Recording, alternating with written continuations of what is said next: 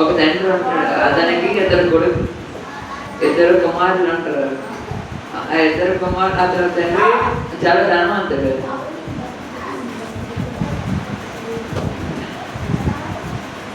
ఒక ధనవంతుడు ఉంటాడు, అతనికి ఇద్దరు కుమారులు.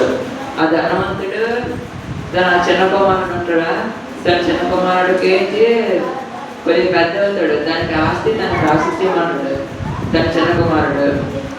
ఫస్ట్ ధనవంతుడు ఎందుకు ఇవన్నీ అందరు కలిసి ఉంటాం కదా అవన్నీ అంటాడు. కానీ చిన్న కుమారుడు నుంచి నాకు అవన్నీ తెలియదు, నాకు ఆశించి నేను ఎక్కడి నుంచి వెళ్ళిపోతాను అంటాడు.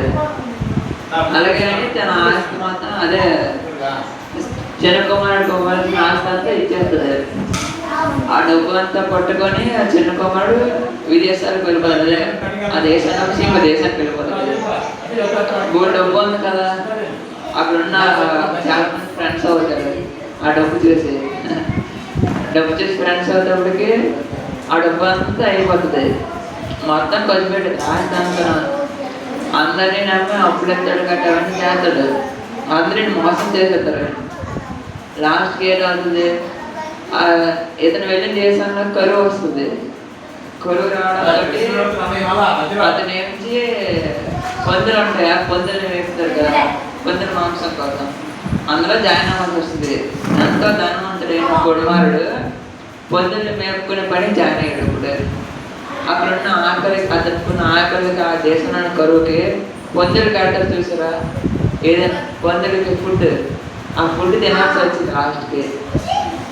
అప్పుడు తనకి తెలిసి ఎంత పెద్ద తప్పు చేసినా తెలుసుకొని మళ్ళీ తిరిగి తన దేశానికి వెళ్తాడు. తన దేశానికి వెళ్తుండగా అతను ఇల్లు అక్కడంటే అదే వాళ్ళ నాన్నగారు ఇల్లు అక్కడంటే తను వీధి చివర ఉంటాడు. వాళ్ళ నాన్నగారు వచ్చి తను అక్కడి నుంచే చూసి నా కుమారుడు వస్తానని గెంతులేదు. ఎందుకంటే చెప్పిన కుమారుడు మళ్ళీ వచ్చాడు కాబట్టి, వెళ్ళిపోయిన కుమారుడు మళ్ళీ వచ్చాడు కాబట్టి వచ్చి గెంతులు వేస్తే తనని హత్తుకున్నాడు. హత్తుకొని తను వచ్చినందుకు అందరికీ వింత అందిస్తాడు. వింత చూసిన పెద్ద కుమారుడు అంట, నేను ఆస్తి అడగలేదు, నేను నీకు సేవలు చేసిన, నీవన్నీ నేనే చూసుకున్నాను, నాకు ఎప్పుడైనా ఇచ్చేవని అడుగుతాడు. పెద్ద కుమారుడికి అవే డౌలే. కానీ చిన్న కుమారుడు తన ఆస్తికి వెళ్ళిపోయాడు, మళ్ళీ అన్ని కోల్పోయాడు.